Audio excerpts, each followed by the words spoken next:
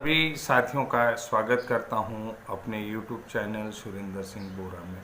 साथियों, इसमें उत्तराखंड प्राथमिक शिक्षक भर्ती में आज बहुत निर्णायक मोड़ है और लेटेस्ट अपडेट आपको दे रहा हूं कि आज 13 जून है। 13 जून को NIOS DLED वर्सेज भावना गुर्रानी और बबीता कार्की के केस पे जो है कि सुनवाई होने वाली है। और देखिए, जैसा कि आपने देखा 28 अप्रैल के बाद 9 मई को बबीता कार्की और भावना गुर्रानी के माध्यम से एक रिट याचिका दायर की गई और उसमें जो है कि 13 मई को तत्काल सुनवाई आई और उत्तराखंड सरकार के स्थायी एडवोकेट JC पांडे जी की तरफ से शिक्षा निदेशालय से तत्काल कुछ सूचनाएं मांगी गई और उन्हें माननीय हाईकोर्ट नैनीताल में प्रेषित करने को कहा गया था कि जो NIOS DLED के वेरिफिकेशन से संबंधित थे, उनके एफिलिएशन से संबंधित थे। तो आज ये महत्वपूर्ण सुनवाई पुनः एक रोमांचक मोड में आ गई है। इस रोमांचक मोड में जो है कि प्राथमिक शिक्षक भर्ती जो वर्तमान समय में गतिमान है, तो उसका निर्णय तय होगा कि भर्ती आगे सुचारू होने वाली है या भर्ती जो है कि नए सिरे से होगी। जहां तक है कि सरकार और विभाग दोनों ही भर्ती को सुचारू करने के पक्ष में लग रहे हैं, क्योंकि बहुत सारे सूत्रों के माध्यम से ज्ञापित होता है या जानकारी प्राप्त होती है कि सरकार अभी जो है कि NIOS DLED को इस भर्ती के पक्ष में नहीं है कि उन्हें आने वाली जो भविष्य की भर्तियां हैं उन पर कंसीडर किया जाएगा। तो यहाँ पर मैं आपको एक जानकारी दे देता हूँ, क्योंकि इसमें एक याचिका B.Ed ब्रिज कोर्स की भी है। केदार भाई जो पिथौरागढ़ से हैं, केदार जी की भी याचिका है, तो उस पर भी सुनवाई होने वाली है।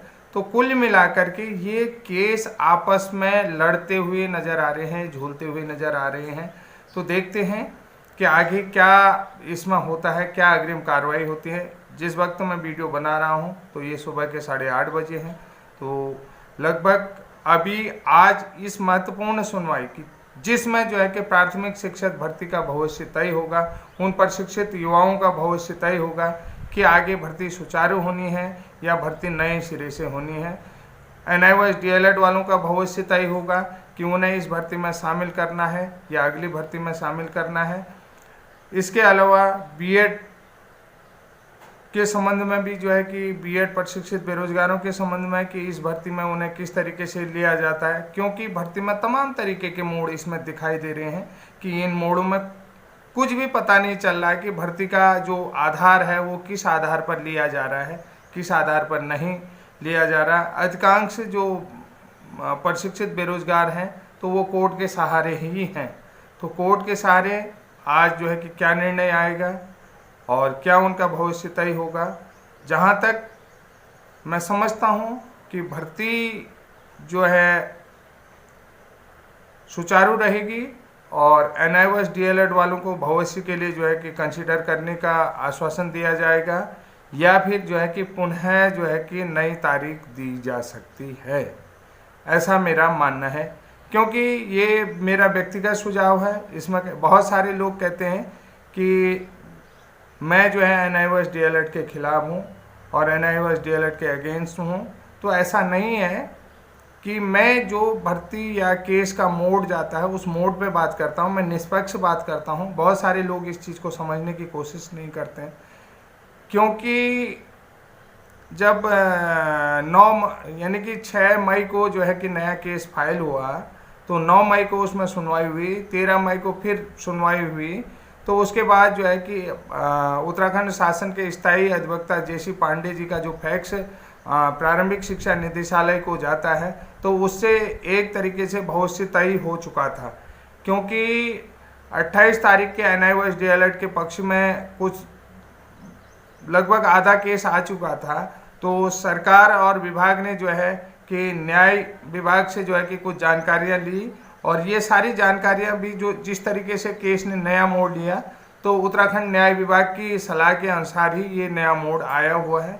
और दूसरी बात है कि भर्ती प्रक्रिया को बीच में रोका नहीं जा सकता है, क्योंकि 80% भर्तियां लगभग तय हो चुकी हैं। क्योंकि इसमें जो है कि 50% से कम अंक वाले, जो जिनके स्नातक में 50% से कम अंक थे, तो उनको भी नियुक्ति पत्र जारी कर दिए गए हैं। तो कुल मिलाकर के नियुक्ति पत्र जारी करना, यानी कि 28 तारीख के सुनवाई के बाद उनके नियुक्ति पत्र जारी कर रखे हैं। तो इससे तय होता है कि सरकार अभी NIOS DLED वालों के पक्ष में नहीं दिख रही है। ये बहुत महत्वपूर्ण अपडेट मैं आपको दे रहा हूँ कि कुल मिला के अभी आपको बता देता हूँ, जो CTET BEd CTET वाले हैं उनके भी अभी लिफाफे जो हैं कि कोर्ट के आदेश पर बंद हैं, क्योंकि उनके नियुक्ति पत्र भी अभी कोर्ट के आदेश पर जो है कि बंद लिफाफे पर रखे गए हैं। बाद में देखिए कोर्ट का डिसीजन उनके पक्ष में भी आएगा, तो उनके भी नियुक्ति पत्र रिलीज कर दिए जाएंगे, जैसे कि स्नातक स्तर में 50% से कम अंकों वालों के भी। तो ये कुल मिलाकर के जो है कि NIOS DLED वालों के लिए भी महत्वपूर्ण खबर है। उत्तराखंड प्राथमिक शिक्षक भर्ती के संबंध में ये महत्वपूर्ण अपडेट मैं आपको दे रहा हूँ। आगे जो है कि आज का जो केस की सुनवाई है उस पर आपका सभी का हमारा भविष्य तय होगा कि आगे क्या होने जा रहा है। तो आगे जो भी प्रक्रिया होगी उसके संबंध में जो भी जानकारी हमें मिलेगी, उस जानकारी के संबंध में आपको वीडियो के माध्यम से बता देंगे, आपको अपडेट दे देंगे। NIOS साथियों से भी कहना चाहता हूँ, साथियों खुल करके आप अपना कमेंट लिख सकते हैं, अपनी प्रतिक्रिया दे सकते हैं। अपनी प्रतिक्रिया को देने के लिए आप स्वतंत्र हैं, स्वतंत्र तरीके से आप अपनी प्रतिक्रिया को दीजिएगा। ये बहुत महत्वपूर्ण है, क्योंकि हमारे पास सभी तरीके की सेवा नियमावली है। आप भी पढ़े लिखे हैं, सेवा नियमावली को पढ़ सकते हैं, समझ सकते हैं।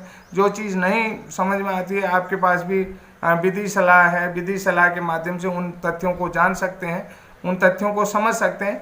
आप मेरे वीडियो में कमेंट लिखने के लिए स्वतंत्र हैं, कुछ भी लिखें, क्योंकि एक जो अंदर का विचार है वो विचार जो है कि एक दूसरे तक शेयर होता है, तय होता है। मैं आपके किसी भी तरीके से विरोध में नहीं हूँ, आपके पक्ष में ही हूँ, क्योंकि आपने भी वो सारी चीज़ें कर रखी हैं जो एक टीचर बनने के लिए इनिशियल क्वालिफिकेशन, न्यूनतम योग्यता चाहिए होती है। वो योग्यता आपके पास है, वो योग्यता हमारे पास भी है। जो चाहिए सरकार ने सिर्फ उलझा रखा है, ये चीज़ें हम भी देखते हैं, विभाग ने सिर्फ उलझा रखा है। ये चीज़ें आप भी जानते हैं, मैं भी जानता हूँ, क्योंकि जो इनिशियल क्वालिफिकेशन आपकी है वही एक टीचर प्राथमिक शिक्षक बनने के लिए इनिशियल क्वालिफिकेशन जो रिक्वायर्ड है, वो रिक्वायर्ड क्वालिफिकेशन सभी के पास है। उस रिक्वायर्ड क्वालिफिकेशन के अनुसार ही आप लोगों को और हम लोगों को, अन्य जो लोग हैं, उनको जो है कि भर्ती प्रक्रिया में शामिल करना चाहिए।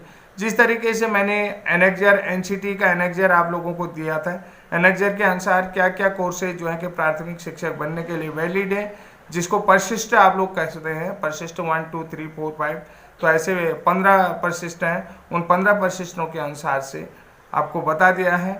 बाकी आपने शिक्षक सेवा नियमावली का अनुच्छेद 15 का कॉज जो है कि 6 भी देख लिया होगा। ये सारी चीज़ें, नियम 15 का कॉज 6 भी देख लिया होगा। तो उसके संबंध में भी जो भी आप कहना चाहें कह सकते हैं, क्योंकि आप लोग स्वतंत्र हैं। वीडियो के माध्यम से आपका विचार मुझ तक पहुंचेगा। आगे मैं भी उन चीज़ों को पढ़ता हूं, क्योंकि आप लोगों के विचार के अनुसार ही मैं भी वीडियो बनाता हूं। क्योंकि ये बंदा ऐसा कह रहा था, उसको मैं पढ़ने की कोशिश करता हूं, उसको जानने का प्रयास करता हूं। ऐसे ही कुछ नहीं होता है, और ज़्यादा मैं कुछ भी नहीं कह सकता हूं, क्योंकि आप सभी लोग समझदार हैं। तब तक के लिए नमस्कार, जय हिंद, जय उत्तराखंड।